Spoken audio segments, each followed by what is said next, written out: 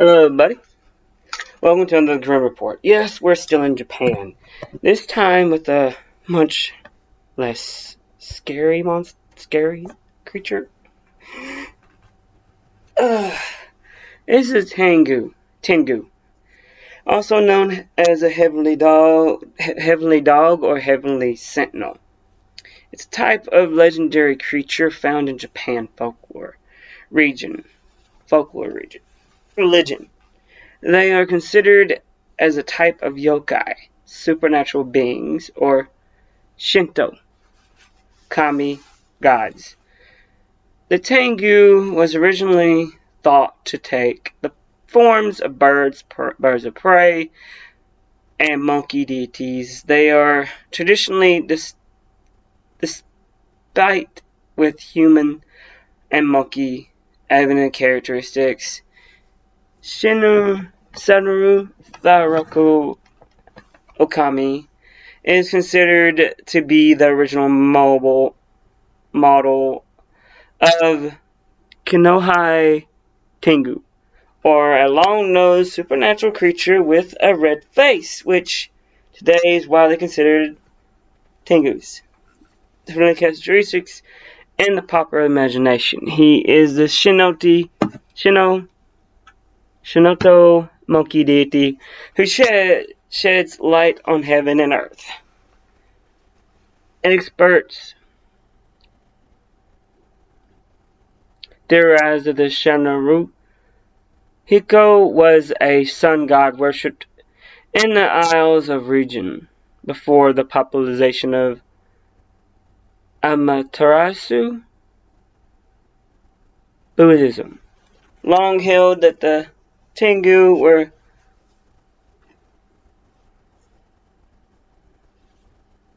destructive demons and harbingers of war. Their image gradually softened, however, into the protective and even manifestations of Buddha's deities. If still dangerous spirits of the mountains and forests, Tengu is associated with the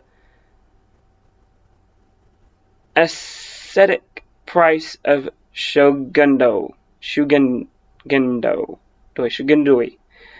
and despite the grab of followers, the Yabushi Konjuku Mono. I'm butchering these, I apologize. A collection of stories published sometime during the Hina period, 12th century CE, contains some of the earliest tales of the Tengu, already characterized as they would be centuries to come. The creatures are troublesome opponents of Buddhas who rob temples.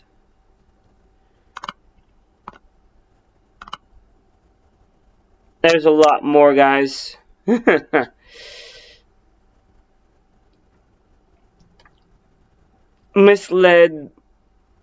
Rob temples mislead the PIOUS with the false images of Buddha, carry off monks and drop them in the remote places, poses as women and attempt to seduce holy men or devout lenity, and elbow those who worship them with unholy power and endow them.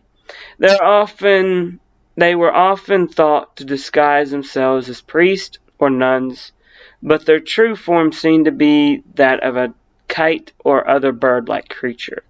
From the theological illusions, those sole purpose was confound those on the quest for enlightenment. Intriguingly, though many of the tales and tropes described above creatures consecrate spirits, opponents of Buddha, to define itself against the image of Tengu, was also to be used to critique religious leaders, as in the Tenguzui's Imaka, 12th century, 1296, which depicts the Buddhist elites themselves transforming into winged demons.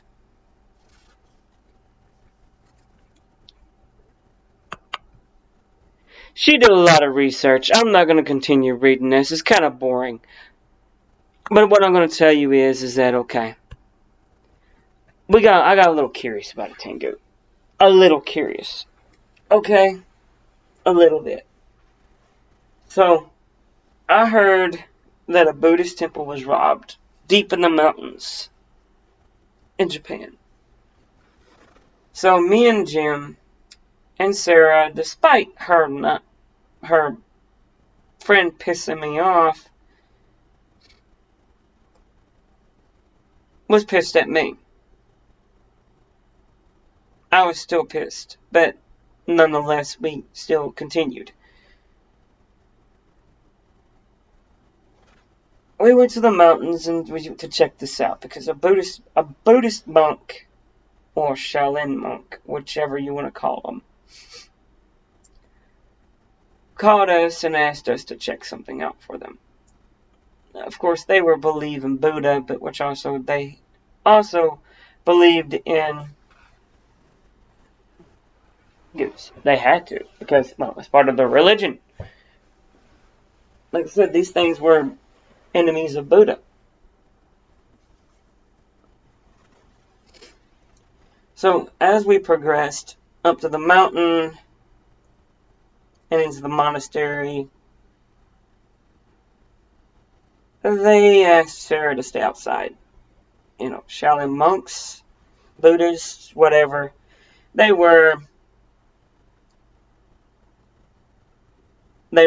asked female to stay outside. Me and Jim interviewed the leader. He, of all people, asked me to, well,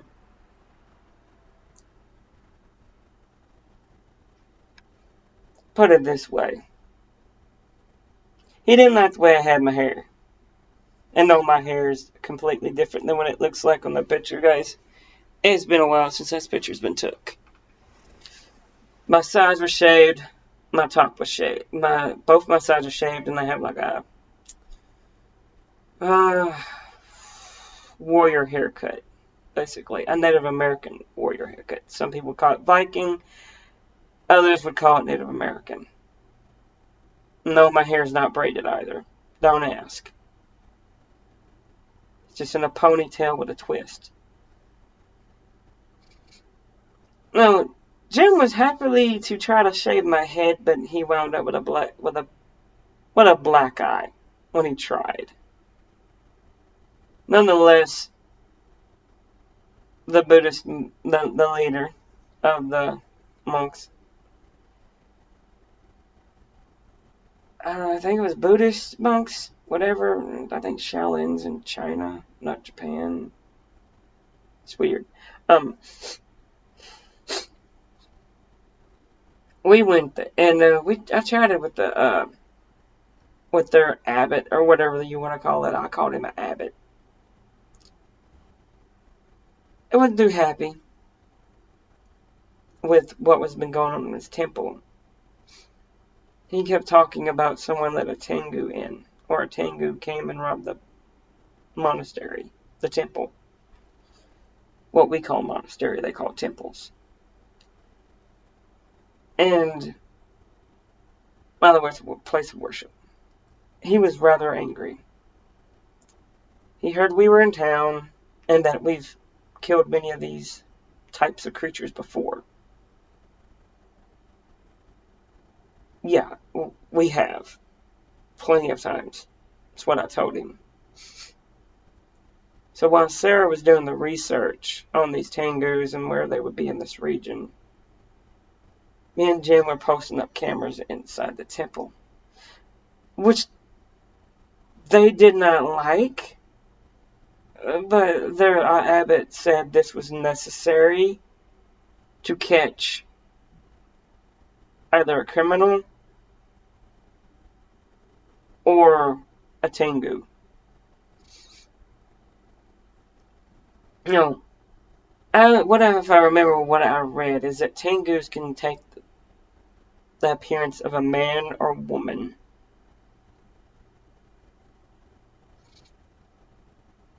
That's why the only reason why the abbot agreed is because he knew there could be a man or woman that was coming in there, something posing as a man or woman coming in there and taking something and stealing from the temple. Because there have been some golden idols, some golden Buddhists missing, some pottery.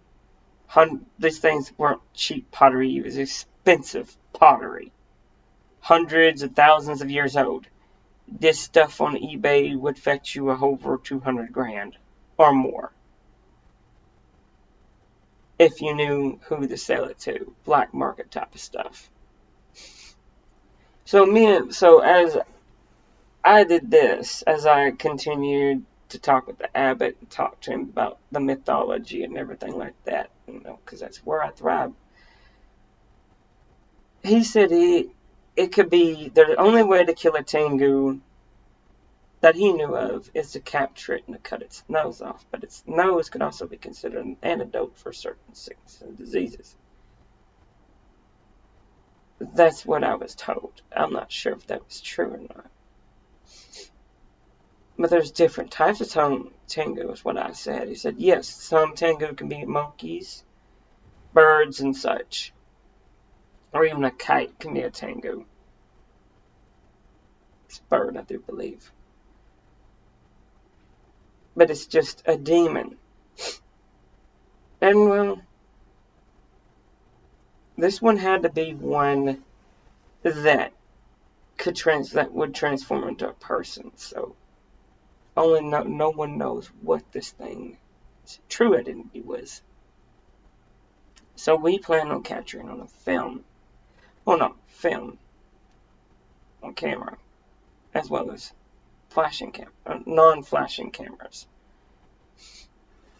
They had night vision cameras. We had night vision cameras, so we were good on that subject. So, as we progressed through the day, I went down and talked to the police about this, and the police said they had no jurisdiction up in the mountains.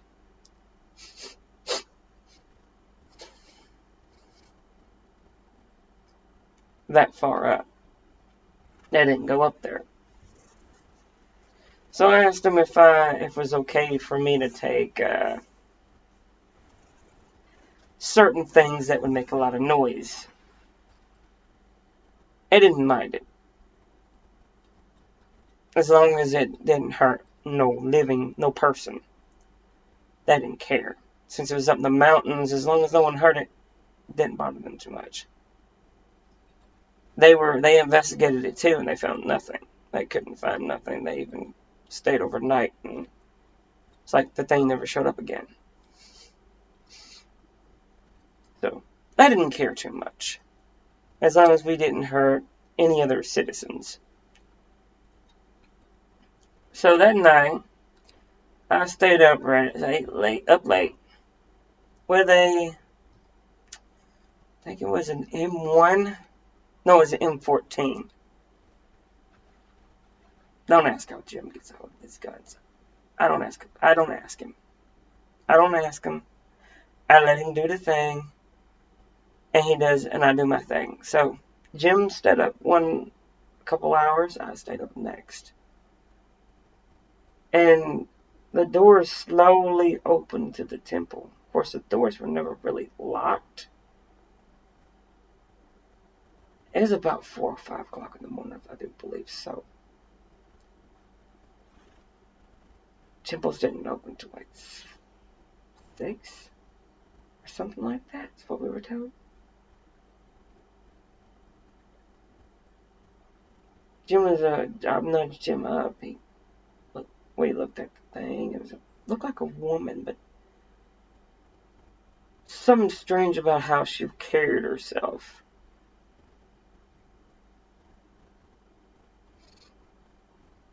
The cameras went off. We made the flashes go off. It looked up at the flashes and blinked. We rushed it. Just as we hit it, it transformed into a bird. It didn't last long as a bird. If y'all gonna know anything about M14, it's got a good accuracy. So I shot it about twice. Shot it twice. Hit it once. It didn't fly off. It crashed. It got back up. Turned into some, I don't know what you would call it, but it had a beak, a nose. It's kind of like I had a mask on with wings. If you ever seen Dead or Alive, the number Dead or Alive 2, you know what I'm talking about. So it was hard for me to describe. Looked at me, looked at Jim, looked at the monk shutting the door and locking it. Our plan did work. We tracked it. And it had no place to go. It wasn't very happy. So I tossed the gun to Jim and threw it on the ground, picked up his M16 and started firing at it. It didn't like it too much. This thing had never been shot by a gun. It was flinching. Just as Jim reloaded, I pulled out my cookery and whoosh, off came the nose. It looked at me, it looked at Jim, and some type of flash of something, it whoosh, disappeared. This is the first time me and Jim were not harmed in any of this. Of course, then again, it was blinded by flashing lights. We tackled it, we shot it before it could fly out, and then we bum rushed it with gunshots, and then me bum rushing it just as Jim reloaded. So, yeah, it didn't like it too much, but what a rush. We got paid, needless to say, handed the nose over to the monk, and left. They didn't have any trouble out of that thing again. But yeah, it was a kind of a bum rush, if you get what I mean. I'd like to thank you guys for watching. I enjoy doing these. I do them months in advance. This is being recorded January the 4th. It'll be out the 5th.